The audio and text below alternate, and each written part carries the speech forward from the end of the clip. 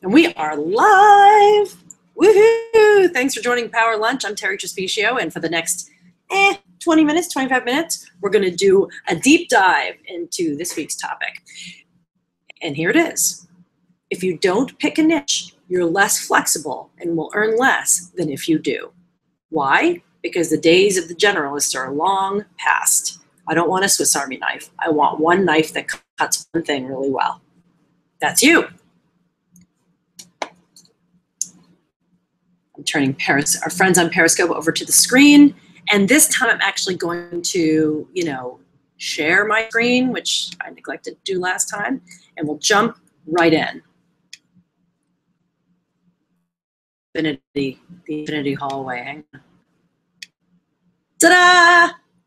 Now you can see, and there you go. Power Lunch for Entrepreneurs. Now, thank you for joining me. Here's Twitter. Here's a website. Feel free to live tweet. As I said, the age of the generalist, it's over. You don't need to do everything. You should be really, really psyched about this, actually. Very psyched. Because as soon as I start thinking I need to be able to do a lot of things that are not my sweet spot, I start to panic. And I realize that the less I do of things I don't know or enjoy, the more value I'm able to bring to people that I work with. Here's a few reasons why you need to pick your niche. For one, it sets you apart. It makes you competitive. Now, actually, one of my clients said, I don't use that word competitive because I don't even want to compete. I want to be so far ahead of the pack that I'm not even competing. Fine. I think the word works for now. You know what I'm saying? There are a lot of people doing what you do. It's just a fact. It's okay. But that means that you need to find a way to make yourself different, something that sets you apart. Periscope folks, I have you on the slide view, so obviously I don't see your questions. Hang on to them, and I will get to them as soon as we get through a bunch of these here. And then I will answer any questions you have. When you have a niche, I'm just going to call it niche. Okay, we're not calling it niche. When you pick a niche, you attract a specific audience. The people who need what you have, you go for the person who has what you need. I talked about this last week with my friend Crystal, who she really does, she does lots of different designs. She does one thing really well. She's with Crystal Inc. She's in Canada. That's her company. She does workbooks and handouts. Like, that's her sweet spot. As I said, I already have a designer who does a lot of my stuff. She's responsible for a lot of what I do with my brand. But you better believe that I reached out to the woman who does just the handouts because I got to see. This is her thing, right? As I said, taps your strongest skills. Now, I know why you haven't picked one. Yes, Periscopers, please talk amongst yourselves. And I'll be back with you in a sec. Why you haven't picked a niche? Oh, I know. I know what you're thinking. I don't want to limit myself. I don't want to limit prospects. I just need all the money I can get. I need to get everybody. I'm good at so many things. I'm so multi-talented, which is great. Not saying you're not. I don't want to label myself or be stuck. This is the big one. Oh my God. Everyone says this, including me. I was afraid of that too. I was like, I don't want to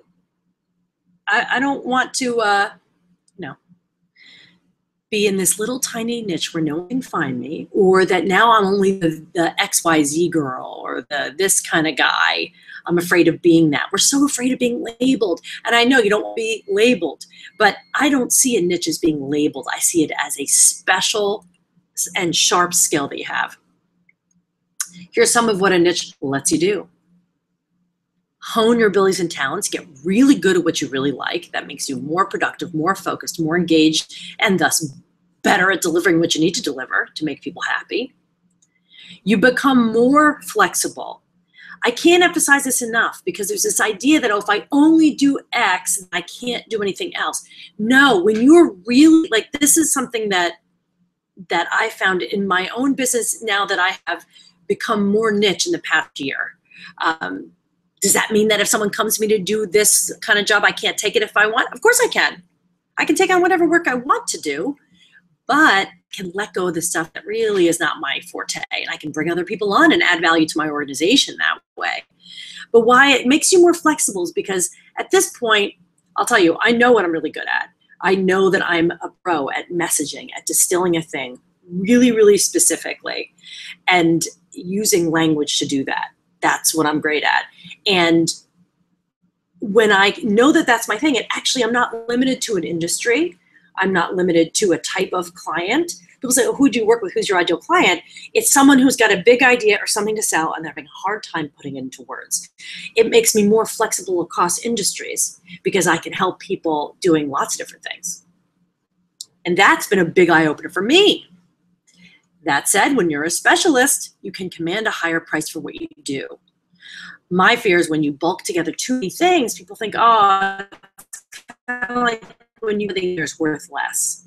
If I'm only paying for this one thing, if it's like buying, I don't know, what is that famous moisturizer, like La Mer? It's like $20 for a jar. It's like, that's what they do. Now, La Mer makes other products, but that's what they're famous for. And so you know you're going to, that's what you know you're going to get from them, right? All right, creative, go for it. Thanks for sharing. But yes, the idea is to command a higher price, not limit. You really think I would try to limit how much you could make and who you can work with? Of course not. And as I said earlier, draw the right people toward you. Most importantly, this, you choose who's a fit for you. You don't have to jump at whatever comes your way. And as someone who maybe you formerly identified yourself as a freelancer, which I've said, please don't call yourself that. When you are in the position of receiving and hoping that you get certain jobs, like, oh, I'll do whatever. Like a lot of times you're like, I can do this, I can do whatever you want. Now I don't know. If you're like, I could clean your house or I could balance your checkbook, it's like, well, what do you do? Like, I want to know what you're really great at. Don't try to please me with stuff you think I need if you're not good at it. So when you can define that niche, you are going to be much better at being able to control your workflow, for one, because if everyone wants you, then you really do get to raise the price and decide who you'll work with. And you don't have to jump at whatever comes your way. That's why I say for the freelancer position is a needy one. It says, oh, I just need work. If anyone will just throw me some work. It's not refined in that way. You don't get to show your best stuff. Now, if you're just starting out, maybe you're not in a position where you're going to cut off all kinds of freelance work. No, but you start to refine it. We'll talk about that in a second too. So this is how I think of niche. Now, the definition of niche is like, what do you think of? A little notch carved out, you know? I want you to think of it not as a narrowing of the playing field, but a sharpening. Think of it as getting sharper in one area. And as I said before, a dull butter knife is bad at cutting lots of things. It doesn't mean it's better. I'd rather have a really sharp knife. I'd like to sharpen my skill in one area so I can deliver that just out of the park every time. And not limited, but deeper. I can go deeper into a thing because I know exactly what I'm helping with. I can't help with everything with someone's business, right? I can help with a really targeted thing. Now, your niche does evolve. I recently had on my show on Solopreneur, which airs on Grant Cardone TV, online, Grant Cardone TV, the Whatever Takes Network. And in fact, I'm going to back out of this presentation for a sec because I'm going to show you one clip that I have isolated. It just went up this week. I interviewed one of my favorite experts, Elise Benin of marketingmentor.com, marketing-mentor.com. And I want you to watch this clip. Short. Well, it's because that's what I'm putting out there, and it's drawing those people in. Right. So that's the trick, is deciding who you want to try to draw in, and then getting people to come and finding, do those people who you're drawing in respond positively to the message that you have to offer. And it really is about tweaking the message and tweaking the outreach, and it just takes a long time. And most people want to like pick their niche and then be done with it. No, it's an evolution, but I guess the fear is, what if I pick the wrong niche, though? You can change. You're not tied to a niche. And how do you know it's the wrong niche? You know. No one's buying? No one's coming to you? Obvious. The wrong niche. Yes, very obvious indeed. Elise is terrific. And by the way, I'm going to show you her website. She's at marketingmentor.com. She just developed them. That's why I had her on my show. She has a new product. She's great at packaging and selling her services. And if you can see there, it's Pick a Niche Kit. Zero in on your target market and specialize your way to fame, fortune, and success. So I do recommend that. $79. Can you beat it? Pretty awesome. Let's go back to where we were here. So yes, your niche evolves. My niche just evolved. Like literally in this past 6 months to a year, I've really come to some clarity on what I'm doing. So you're not stuck. You're like, oh, I'm the garage door guy. I'm going to be the garage door guy forever. Well, no, I'm not saying that you have to do that. You evolve. You see where it's not just what I feel like doing. It's what do people need from me? What do people need from you? It evolves and grows. You don't pick it overnight and go, tomorrow I'll be mad that no one's buying your one niche. That's not how it works. You shift the niche as you see fit and as conditions change, as they are wont to do. Even, it's not that you change your business, but you change the way you message and communicate that need to other people, communicate what you offer. So how do you start honing? You with me? How do you start honing in on that? We're not honing, it's homing in and honing. I finally learned the difference. Homing in means to get closer. Hone means to sharpen. So that's what we're gonna do. How do you hone it?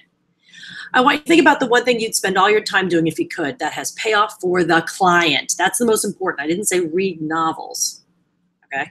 I said something for your client. You're like, oh, I wish I could just, this one thing, I'm so great at it. If you're a PR person, you love pitching, or maybe you don't love pitching, you love reaching out to your connections, but you don't love coming up with the pitches. That's important to know. It doesn't mean you go, hi, I'm a PR person, I don't know how to pitch. You say, I have the best contacts in the industry and the best relationships. You highlight the thing you're really good at. Now, that's not a niche for the PR person. Recognize the difference. If a PR person is like, oh, I'm really great at the networking, well then where are your contacts? You're not just contact with everyone. If your contacts are really in like, well, they're in health and wellness and medical, then that's who, it's gonna be hard to sell a musician that way. You don't need to be trying to get the musician clients. You wanna stick with doctors. There's plenty of them who need help, right? So think about the one service. I know that when I am helping someone think through their business in the language and how for them to focus it, and that's another word for niche, basically, by the way, as Elise says, is focus. When I'm doing that, I'm having so much fun. I love it. And I feel that inner genius coming out because the person I'm working with is like, oh my God, that's right. That's exactly what, there's that connection. That has value. I do a session like that, people usually come back and say, yeah, I need to work with you more. Visualize. Yes, you want to picture the ideal client for what you do. Your ideal problem that you're solving. In my case, it's someone who's like, I don't know how to put this into words. I don't know how to put language around this. That's for me. I love that problem. It's a problem that people hate having and I love addressing it.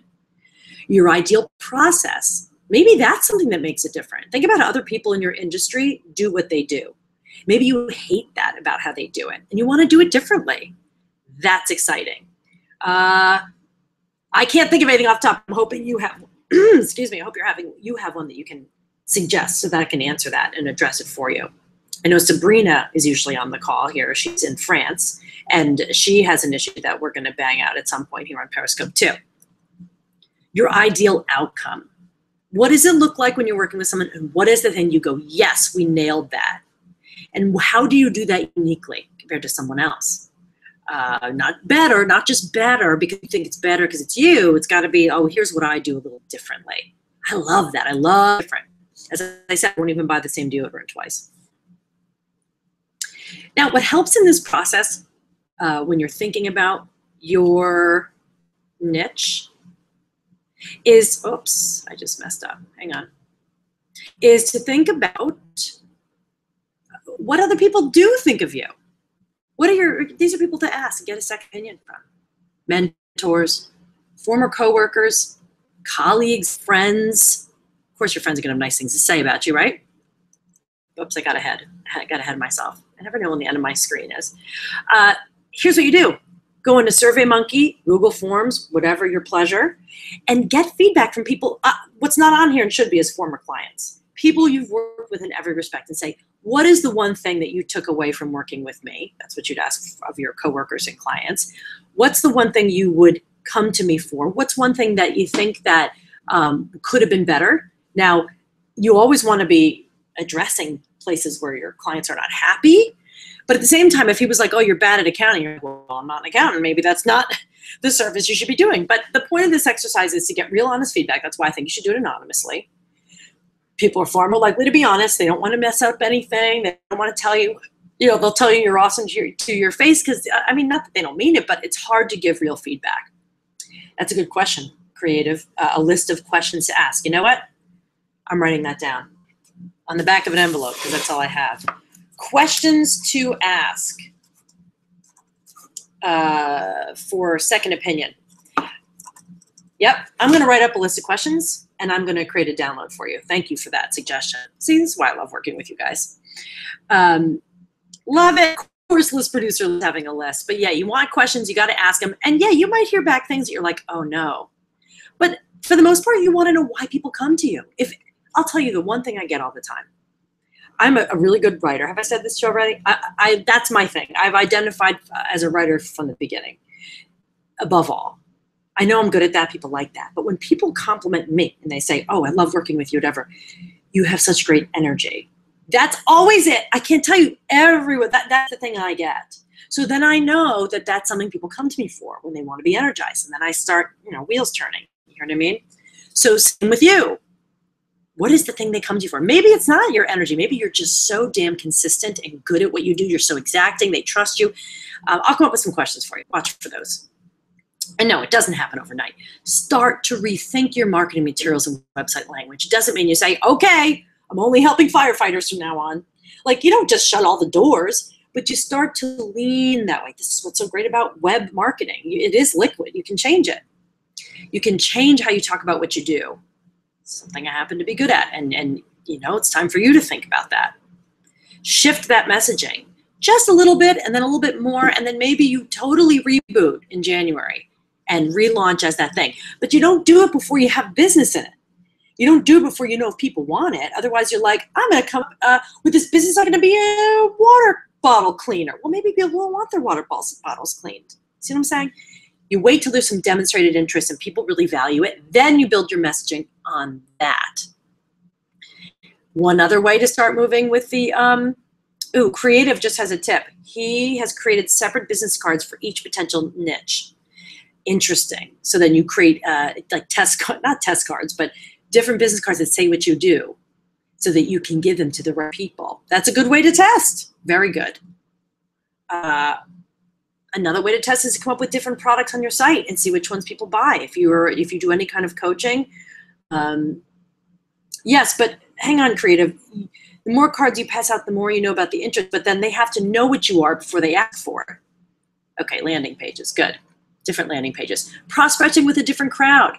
What if you feel like your real audience is authors? And you're like, I really think it's authors. You start doing more prospecting with authors to see if that's who's, going to give you, maybe that'll mean more business for you. So you start testing the waters. That's what's so beautiful about the way we can do stuff. And yes, you might do a few free sessions for feedback. I've done that. In exchange for testimonial, maybe you'll do a 20 or 30 minute, maybe just 15-minute evaluation with someone, or you're doing it, they're getting a benefit, and you're getting real feedback. And if they liked it, a testimonial. A woman I worked with yesterday, which was on a consult call that I had arranged with her, she said to me in the middle of the call, oh my God, in 30 minutes, you just changed my whole life. I said, would you put that in writing? Because that's exactly what I would like to share with people. How to sharpen your edge? Develop an opinion about what you do. Don't just do a thing. Remember, not just tasking, but think about it. Here's why you think this is important or that's important. What are you really great at? And why is that most important? Educate the consumer about that. Experiment and explore around that. You're going to do some work. See what sticks. Get a sense of where the need is and how you uniquely fill it. Okay, we're already there. See, this is what happens. But do you see what I'm going to stop sharing this for a sec. Come back over to Hangout. Where are we? There you are. Now, the problem with this Hangout thing is that I can't see if there's questions. Does anyone over there have questions over on the Hangout? There's just no way to make this work. I got to come up with a better system. If there are questions, I think you have to come join in the Periscope. How about you guys? Any questions on any of this so far? We're nearing the end here. We're in the last few seconds of the webinar. I cannot tell you how important this is. And if you're not sure, as I said, start asking. Start asking. Start writing. I mean, like, okay, journaling, you're going to be like, really? But I mean it. When you write down your ideal day, your ideal, day spent doing a thing, what is it? Creative, you're saying, oh, it's a she, sorry. Tricks and tips to test your niches. Do you have any? Do you have one you wanted to share? Thank you. Let me get back to this page real quick, you guys. Goodness, there's just no great way to do it, is there? All right, we're back. It's worth it. It's worth it. And I keep getting more narrow, like in a good way, because I realize, oh my God, there's so much work in these areas. I don't even have to do everything.